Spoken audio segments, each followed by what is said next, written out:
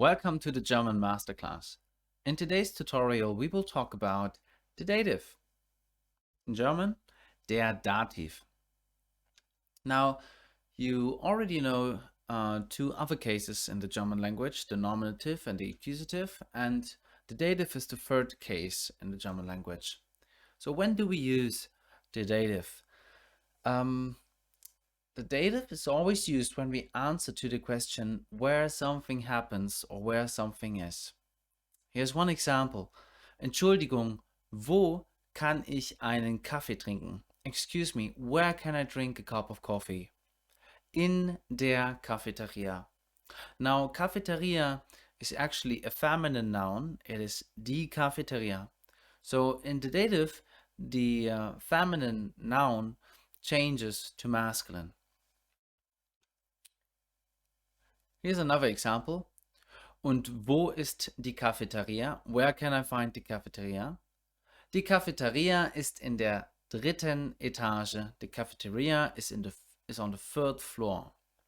Also, die Etage is a feminine noun, but since we're answering to the question where, we need to use the dative, and therefore it changes to der Etage. Here we have a little overview about the different articles, the definite and the indefinite articles. So on the left column, we will start with the definite articles, or in German, die bestimmten Artikel. Dem Flur, der Flur changes to dem Flur. Die Cafeteria changes to der Cafeteria. Das Büro, the office, changes to dem Büro. By the way, if you don't know the word Flur, Flur is the hallway. And in plural, die Konferenzräume, the meeting rooms, changes to den Konferenzräumen. When we have nouns in plural in the dative, they usually come with an additional end at the end of the word. Now for the indefinite articles, we say einem Flur. Ein Flur changes to einem Flur. The feminine form of cafeteria is einer Cafeteria. Eine Cafeteria changes to einer Cafeteria. Neutral, einem Büro. Ein Büro changes to einem Büro. And in plural, it's just Konferenzräumen. Some prepositions can stand with both the dative and the accusative. As local prepositions with the dative case, they always answer to the question wo. These prepositions are called alternating prepositions.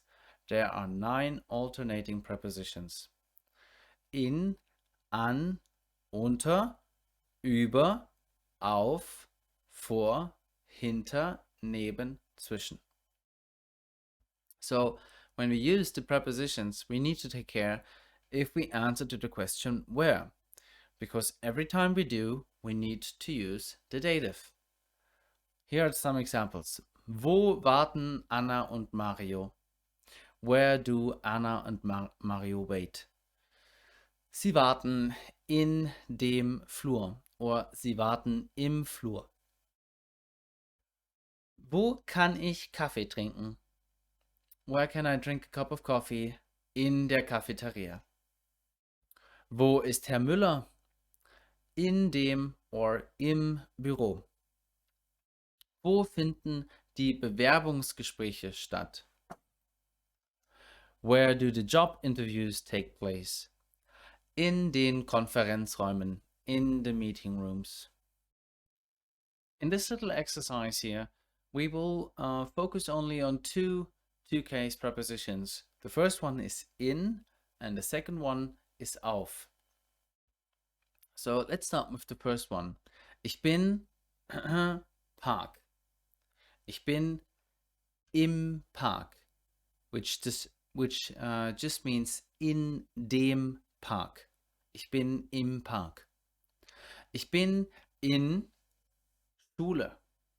Ich bin in der Schule. Ich bin Zimmer. Ich bin im Zimmer. Das Zimmer changes to dem Zimmer. Ich bin in dem Zimmer. Ich bin auf Berg. Ich bin auf dem Berg. I'm on the mountain. Ich bin auf Toilette. Ich bin auf der Toilette. Ich bin auf Schiff. Ich bin auf dem Schiff. I hope this introductory tutorial was helpful to you to understand the German dative. If you like this tutorial and would like to learn more German with experienced teachers in easy to understand lessons and a high conversational approach, visit our Facebook page or contact us by email.